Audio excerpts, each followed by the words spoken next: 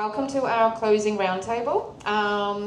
This immersive exhibition and the detailed other histories it draws on give us a really vivid sense of the maverick world of fly posting, in Aid's eloquent terms, during a particular historical era. And they also give us a broader appreciation of the lens that this defiantly persistent practice, oh, the mic is dropping out, gives us into many other aspects of urban life. I have to lean forward for it to hear me. As Catherine notes, or as she noted earlier in her talk, posters have featured in struggles over the content and control of public space in Britain since at least the late 19th century. And this practice of fly posting and posters in our streets also gives us invaluable insights into the ongoing processes of gentrification, of politics, protest, mobility, and the law. But this iteration of the art of flying, fascinating though it is, cuts out in 1993, and that's still a lot of material to work with. So this closing panel discussion is focused on our thoughts as to the current state and the continued relevance of fly posting going forward. Even though this is a roundtable discussion, audience questions are also welcome. Yeah, it's a collaborative discussion for us all to engage in.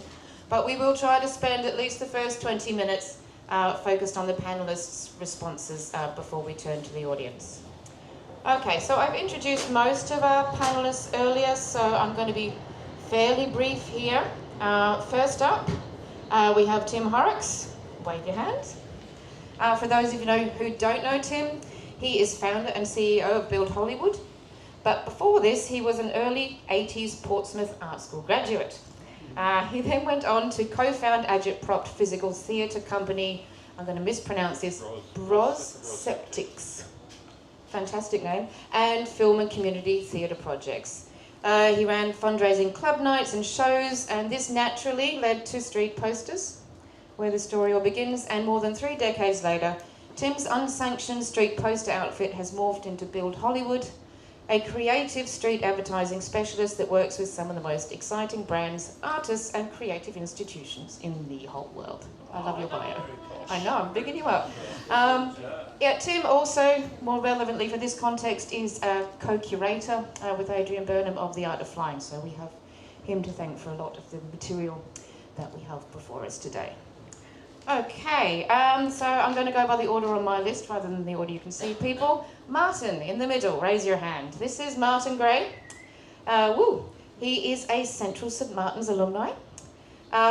He is a photographer and interdisciplinary artist, writer and curator, so a man of many creative trades. His photography has featured in major UK gallery and international touring shows.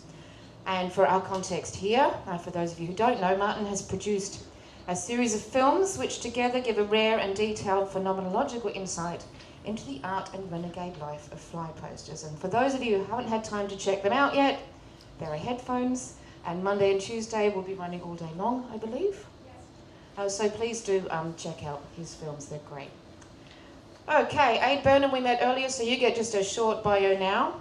Aid, of course, is co-curator of The Art of Flying. He's been fascinated by interventions in urban space and with paper-based art and visual activism for quite some time now.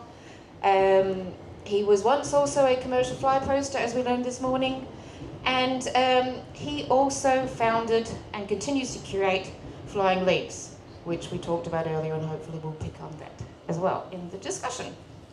Okay, who's next on my list? Catherine. Catherine, we also had a bio from you earlier, so I'm going to be short and sharp. Catherine gave an excellent talk looking at the history of street posters and fly posting in Britain.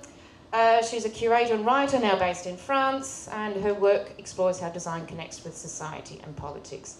She's done a lot of wonderful things and produced a wonderful book on this topic that she can talk to you more about if you want more information. Okay, we also have Kennardphillipps, collective hands, aka Kat Phillipps and Peter Kennard, who gave an awesome talk earlier with way too many slides. But we can't wait to hear more about your work. I'm getting faster with the bios now. We also heard from Mark Tirchner earlier, also way too many slides, but a brilliant presentation and a really evocative body of work in the public space that focuses on the exploration of words and language and has impacted on many of our lives in public space. Okay, have I got all of you done now? Yeah. Fantastic. Well, let's get to the... You? I don't have an identity. I'm those. I'm Susan. Yeah, I always forget that part.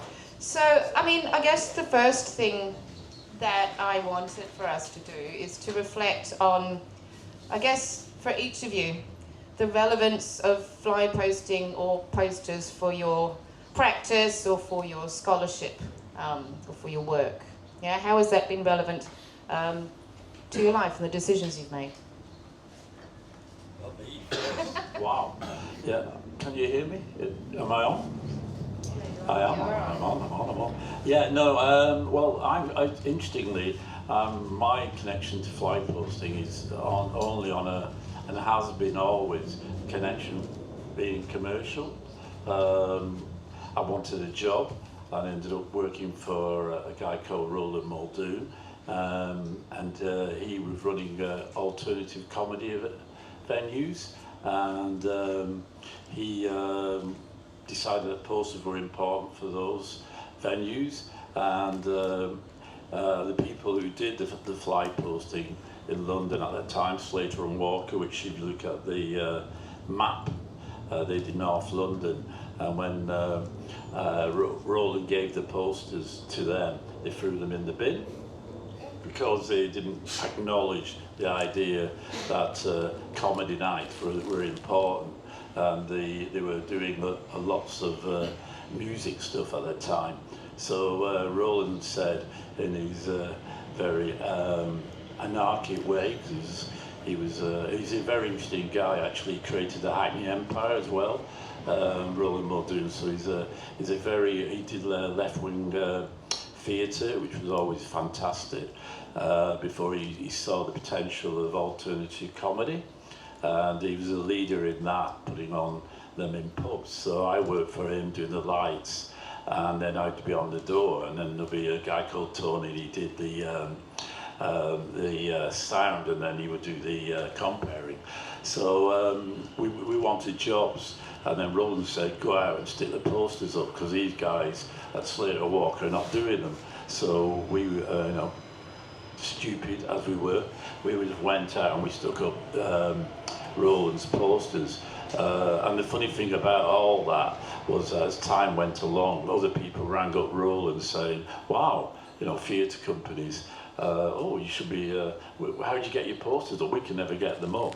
But so that was the start of me finding my way in this business and understanding it. So totally, my introduction to it all was always a job. So I needed pay, and then from that, so it built up. So it's always been about bringing money in, from my point of view, and that's how it's developed. But as it turned into a bigger and bigger business, the kind of art school, and actually the more exciting bits for me were always the art and culture side to clients and meeting them and talking to them. So as we began to have a bigger footfall and understanding how all this worked, it was then using that commercial side of things to invest back into art projects, etc. And I'm just going to quickly jump. I mean, the incredible Tosh Ryan had the same philosophy, which I only met Tosh 2 years ago, and meeting Tosh was that he was a jazz player who accidentally got involved in fly posting to promote the jazz clubs in Manchester, and he realised that having that money he could reinvest into the music scene in Manchester and create the music scene, so the Manchester music scene, as we understand it as Tony Wilson, but it was Tosh Ryan, and it was that investment from the fly posting in as a commercial project. You got paid by putting up posters. That led to, well, what I'm going to do with the money, instead of putting it in his pocket, he invested into the music industry. So that was a very interesting meeting, Tosh, because it's very similar to what we were doing. We were reinvesting that money into art projects, etc. So my brain is just really that commercial side of understanding what fly posts. I don't understand necessarily just going out and sticking a poster up for the fun of it, if you see what I mean. Anyway, that's the end of that. Right, yeah, pass the parcel. Talking stick. My interest in putting up posters in the street is basically people's revolution, like start it now, but do it through artwork, so no leadership.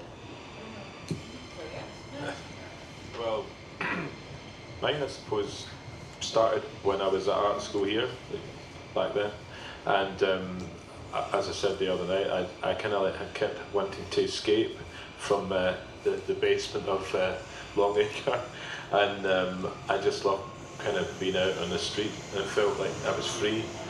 And then at that point you could get a £1.70 all-day pass, and you could go all over London, and that's what I used to do. And of course posters were part of the street. I was always obsessed with music. I used to play music, so posters, street and music were kind of an obsession. And I loved the way that the bands I liked, there was a poster, there was something that with the way that it worked with the street, all the posters worked with the street, which I just kind of loved. So as my time went on, and I got a job as well, having to make money, I came out of art school with my fancy fine art degree, and nobody wanted to give me any money, so I retrained as a photographer, and then I was working with artwork, which led on to things like with books and album artwork back in the day. And I just remember the excitement of something that I'd been involved with, and you'll know that I love this, also someone's done album artwork, to see it in the street, you're like part of the street, and the bands that of course I'd got to know, and they were part of the street, and something about being part of the street was always so exciting. And I suppose then years later, when I'd done some exhibition stuff that had been discovered by, Miles and Tim and whatnot, then I got brought in a wee bit here and there, and I've weaved this sort of strange route with Build Hollywood in and out and whatever, and this has been amazing, incredibly lucky to be involved in this project. And it's been great listening to all you talking. I better stop talking now. I'll pass it on. No. There's another mic. Hold on to it, Yeah, good afternoon everyone. There's so many different sort of ways you can describe your own sort of personal history, or how you got into this and that. Tim and I were working together in a sort of a film and theatre project, which just so happened to be called Build Hollywood and Film It. And this was in between sort of 85 and 88 and a half or whatever. We made a 16mm film that cost 30 grand. All the small loans were sort of covered by friends and relatives, so we couldn't just fuck off the loan. So we started fly posting. Obviously, Tim's explained how he first got into it. But while we were running the film and theatre group, we'd go out at night and at weekends, and it took us, I think, about 14 months to pay off the 30 grand. At which point I never wanted to see another poster in my life. But yeah, like Martin, my poetry wasn't really earning much money, so Tim offered me a job fly posting across London. Possibly one of my favourite things to do that we did quite often was, Tim didn't explain quite, we had a different poster size to the big boys. The big boys put up 60/40s, 60 inches high by 40 wide. When we started, we were putting up posters that were only 20, like a quarter of the size of that. So we could get into spaces where they couldn't find spaces. So what we would do is we'd go out and we'd open up a round. We'd spend like maybe 2 months doing the same route until we'd established a round, and then pass it on to someone with a bit more stamina, I suppose. Yeah, so it's, as I say, there's many ways in, but one of the ones I want to sort of talk about for a minute is in 2007, as part of a project, I went out with a fly poster who was just about to retire. He was mid-60s, we've been doing it 30 years. And obviously he regaled me with stories on the way round. He said, if you take any photographs of me, I'm going to kick your teeth in. I managed to get a couple when he wasn't looking. But as well as the stories, what was so interesting was him explaining how his round had kind of been really just exterminated by the Olympic imaginary. 2007, the 5 Olympic boroughs, the amount of sort of private security that was brought in, the amount of fences, the new boundaries, and really that made me think about fly posting as a kind of lens, as Susan was saying, of different ways of looking at the city, the sort of the materiality, the surfaces, but also, again, mobility, different people's access to different spaces in the city. Yeah, so that really kind of informed the different ways that we can use fly posting as a lens to talk about other kind of urban concerns.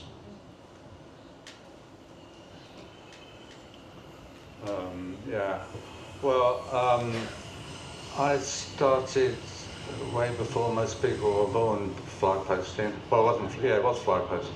In 1970, there were 4 students who were shot dead at Kent State University in Ohio. They were demonstrating against the Vietnam War. And so I went out, I was at art school at the time, and I went out with some mates, and I did an image of one of the students based on a photograph, so it showed the body of the student with sort of blood coming down. And I printed them by a method called dye line printing, which at that time was very cheap, and it was a red dye line. The image was in red, and it's water-based ink. Yeah, water-based ink. I mean, I think it's still a dirt dye line. Then it was dead cheap. It was mainly used by architects, and we posted up big 60 by 40 inch posters around London as a sort of act of solidarity with the American students. And because it's dye line, it's water-based, it bled in the rain. So you actually got this sort of physicality about it. And at the end, the ones that didn't get pulled down went completely blank, and then people could write on them. So it had a sort of process. I mean, I also did a lot of posters that I sold that way. And it not only bled in the rain dye line, but it faded in sunlight. So if I'd sold them, I did sell some to people, and I was accosted a couple of times on the street by people saying, "I bought this poster off you, and it's completely disappeared now." And so I would say, well, this is, because this was the beginning of conceptual art, I say, well, that's, it's a conceptual, theoretical process. So that's how I began. But I started really doing it much later with Kat, and we worked together on images, printing. Another way to get a lot of images out was through digital printing on sort of newsprint, and we did a whole lot of posters that were people could take away from places, and then just to be quick, then meeting Aid, had a sort of, we could actually organise how we got this work out into the world. It's always the problem with if you're an artist, how you actually develop the work, and we've done that through, Build Hollywood and Flying Leaps. We've managed to get work out across the country, which is great. And I just think it's an incredibly important medium, as much as it's ever been, because so many organisations on the left say, oh, well, we're having a demo or whatever, and they advertise it online, which is to a bubble who see it, the bubble who, whereas if it's in the street, even if it's A2, if it's small, it counters all this images of crap that are being shown, sold to all the time, all the advertising. It counters it, and so in my eyes, we need it more than ever. And now we've got, obviously we've got street artists, which is great, and we've got still that need for posters, for the materiality of posters, I think is vital.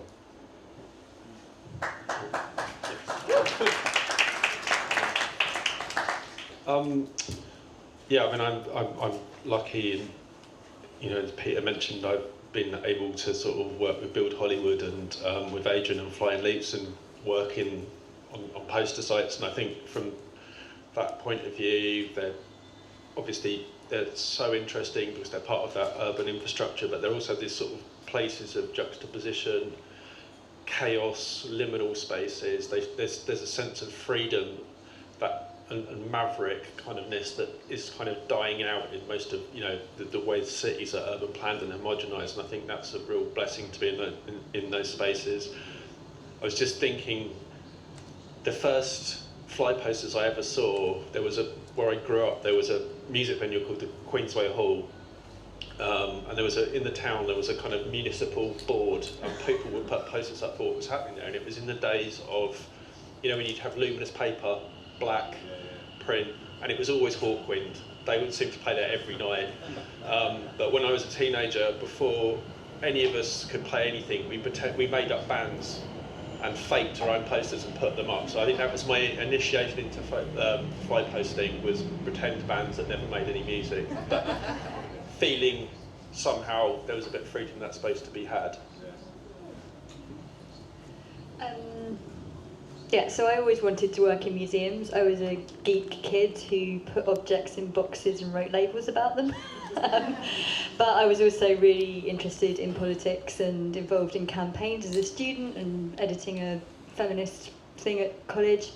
And then when I somehow got a job at the V&A, the first project I was handed was an American collector had given his whole collection to the museum, and part of that was quite a big representation of protest posters from the 60s, 70s, 80s, and so I sort of started to see how museums and politics might come together, and there wasn't much information at that time about these kind of community print shops and collectives, so I had to go out and track down the people who'd done it. I was able to meet them in person, talk about their stories. I met the women from the Sea Red women's workshop, and they just had a big pile of posters onto their bed, and one of the women said, Sarah, who's sadly passed away now, and she sort of said, yeah, we did this 40 years ago, I'm not sure anyone's interested. And that became a kind of journey of starting to collect more posters for the museum, and use those to interest a kind of new generation in the kind of potential of political posters, and at the same time through those conversations realising that many of the artists didn't, at the time they'd made these posters, they were quite resistant to them being in a kind of big institution, and so I started to this research started to help to give me more of a critical reflection on what museums collect, what they don't collect, who they represent, whose voices, how that's done, and yeah, just sort of basic realisation that a sort of massive art and design museum, most of it is kind of objects of elite kind of consumption, of fabulous things, beautifully made with lots of time and money, and actually the poster collection was one of the few parts of the museum where a kind of more democratic public form of art had actually got in under the door, and so that kind of has very much formed my journey as a curator in trying to have an aspect of institutional critique and use museum spaces to be open to more voices. That's much more democratic. Okay, so the next question is a little bit of a provocation. Is fly posting still relevant? And if so, why so? And if not, why not? Anybody can take the mic, otherwise it's Tim by default. Why is it relevant? Is it relevant? Is it relevant? Well, this wouldn't be happening if it wasn't relevant. I think it is, and I think it's a big contrast to the digital age, and I think people still live in communities. The cities are all made up of people going out. People still walk the streets.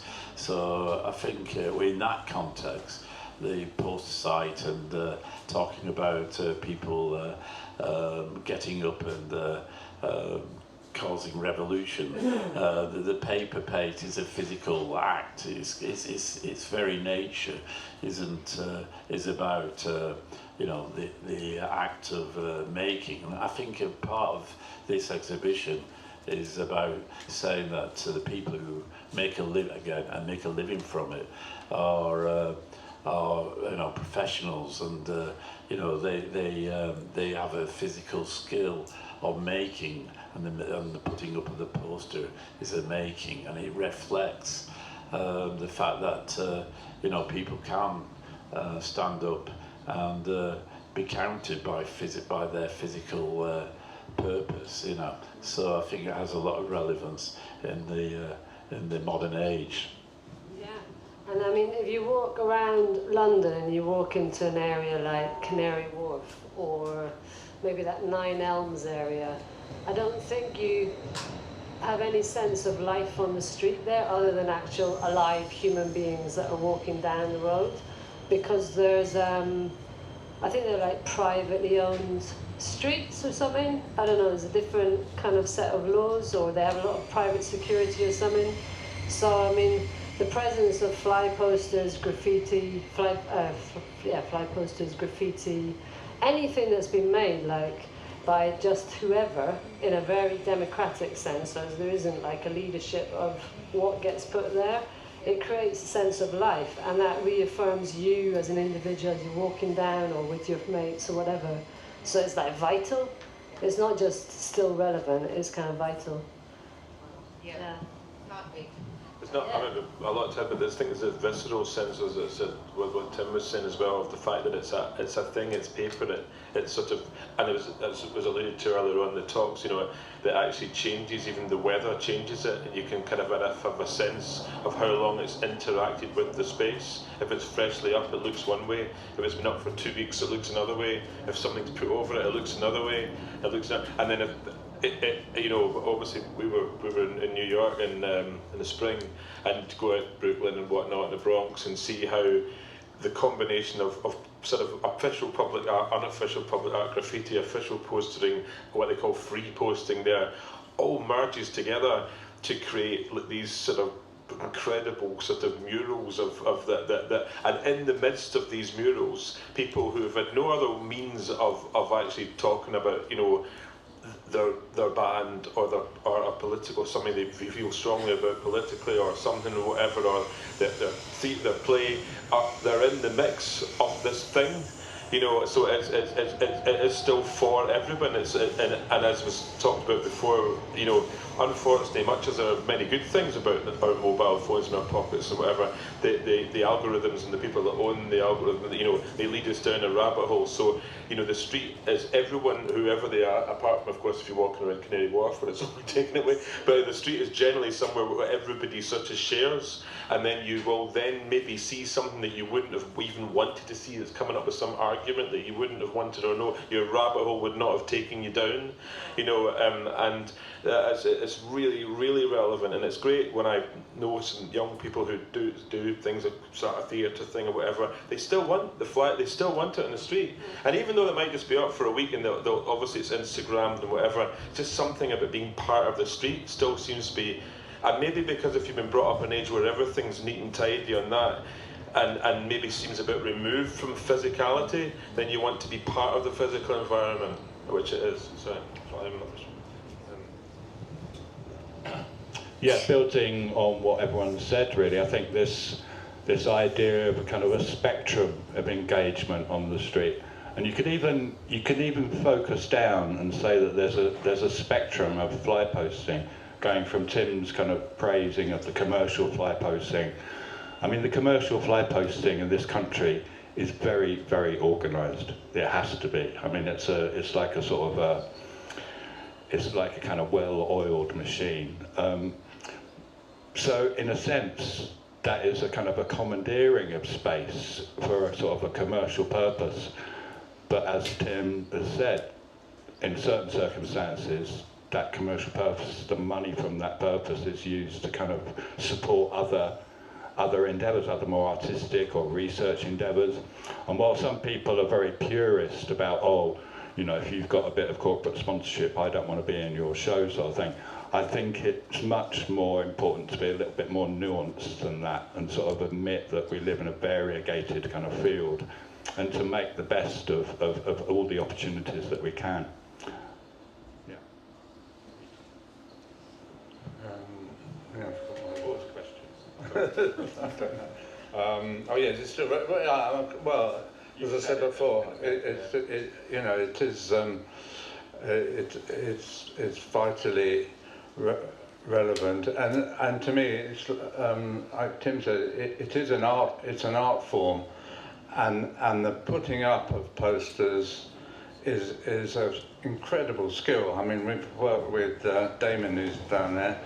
It's unbelievable, actually getting the work up. Whether it's a straight, he worked on one for us that was a sort of construction. And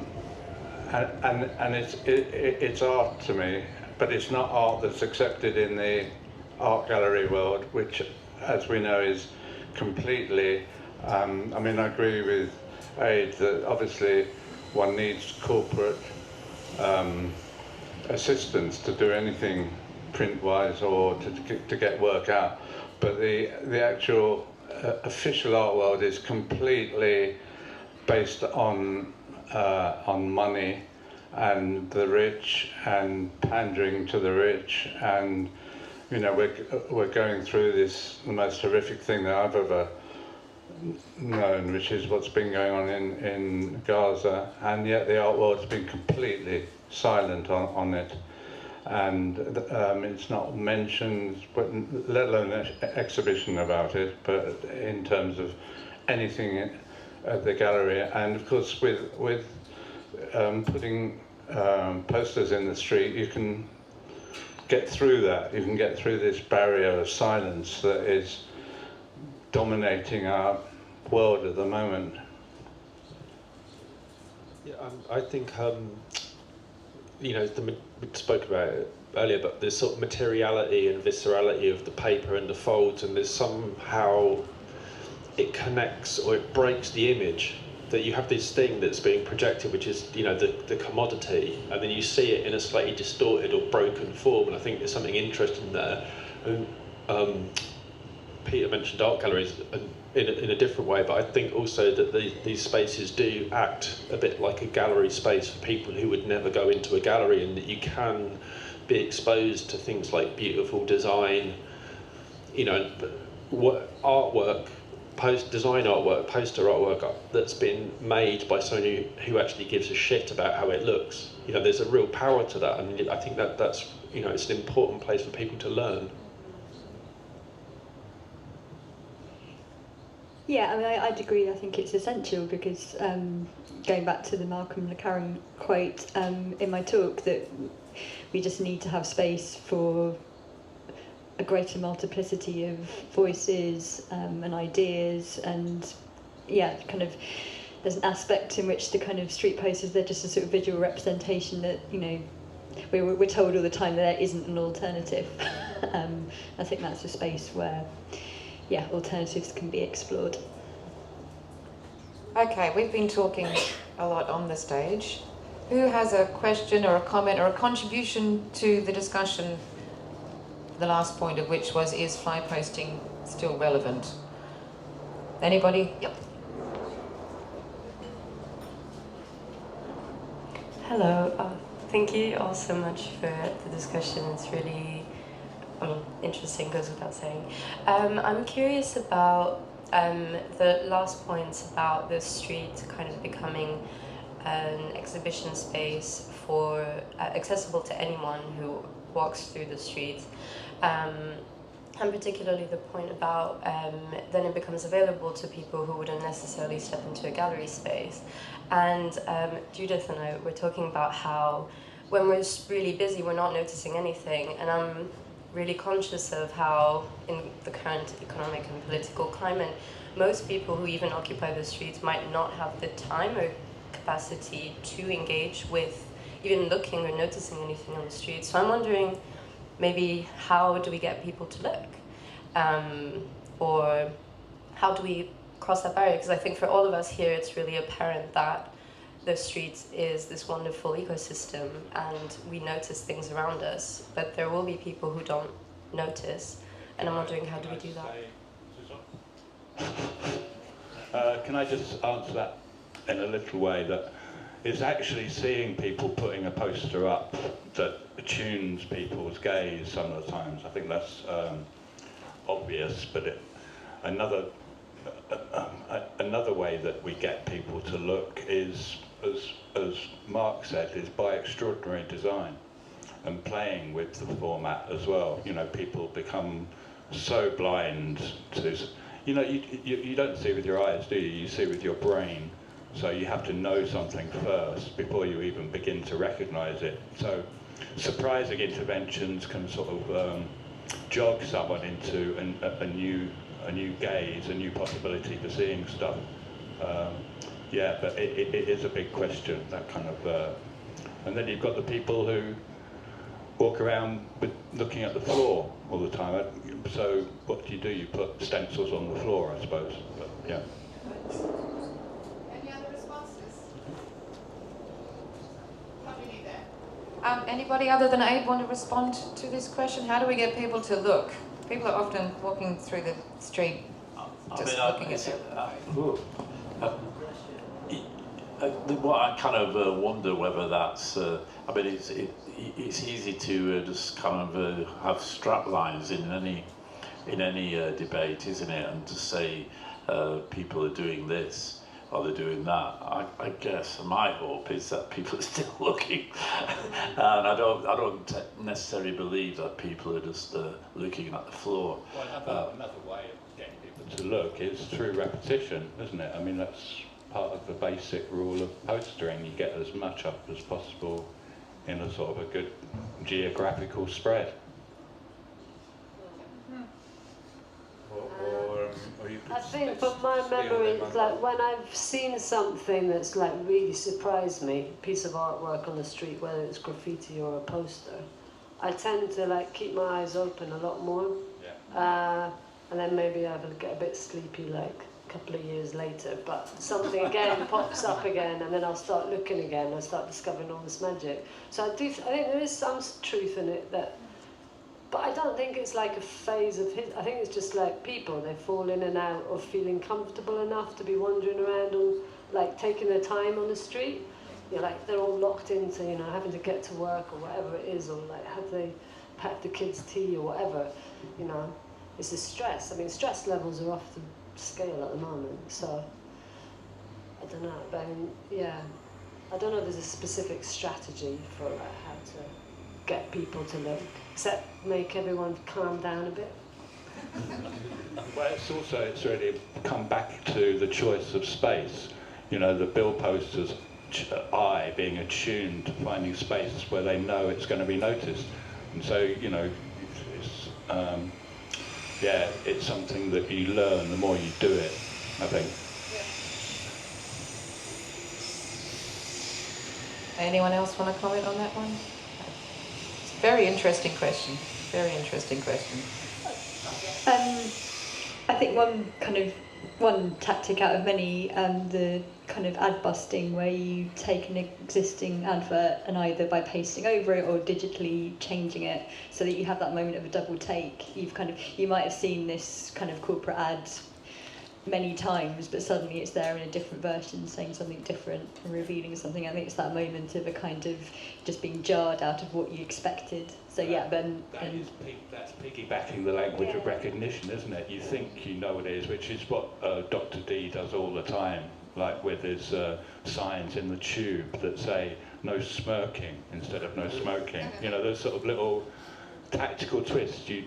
You have an incident where someone thinks they've seen something 1,000 times before, and then they realise that they haven't actually seen this particular iteration of it, and it's that smuggling in an image under the sort of livery of either corporate or municipal kind of visual language, but then just kind of giving it a twist, I think really kind of surprises people. It's a very neat strategy. It's like I support plasticine action. The people, instead of putting Palestine action, and the guy got arrested for it. Right. Do we have any other comments or questions from the audience? We only have time for one more, I'm afraid, because we are right at closing. Okay, Richard, you're the lucky man. The question is it relevant? I think it's more relevant than ever. All right, maybe we have time for one more question then. Hello, I'm kind of new to the space, so it's been a really amazing day to hear about all of your backgrounds and what's led you here. And I just kind of, as someone new to this, to hearing these talks in this space, wanted to know about what the community, it feels like there's a strong community, I don't know, but like just from being here, and I just wondered what are the ways in to being part of that community, because obviously you've got bonds between you all, you'll know each other and you know each other's work really well, of course, but like as someone new to the space, how do you grow your community in the space or develop your practice in the space? Yeah.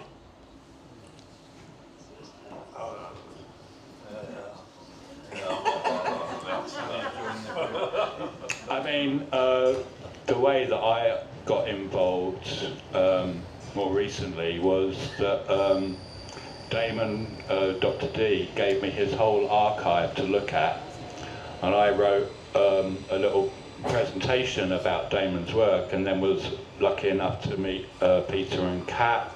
They knew of a festival over in Norway, a really kind of radical street art festival, use that word advisedly, you know, who didn't just do big murals, they actually had sort of artists who have research projects in the street, testing out the way people see, and being invited to talk about Blind Leaps and Damon's work was my way into. And also, I mean, doing your own stuff, initiating kind of groups, getting bits of writing done, or whatever your medium is, filmmaking or whatever it is. It's actually a very porous kind of world, really. You know, if people see you doing something interesting, then you almost automatically become part of the group, I'd say. Any other comments on how to join the gang? I mean, I guess our background was that if people approached us, we've always said, we'll help you out. I mean, that's the basis of it all, is that, you know, someone might ring us up or get in contact and says, oh, I want to do this, and we usually say, yeah, that's a great idea. So we try and just do it, so that's the way, I guess.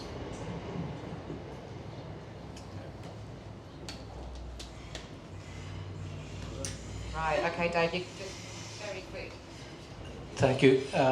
Just going back to Catherine's point about subverting adverts and intervening on them, what do the other people, the other guys who make your living putting up adverts feel about ad busting, about the work of mid-2000s Cut Up Collective, people tagging on adverts?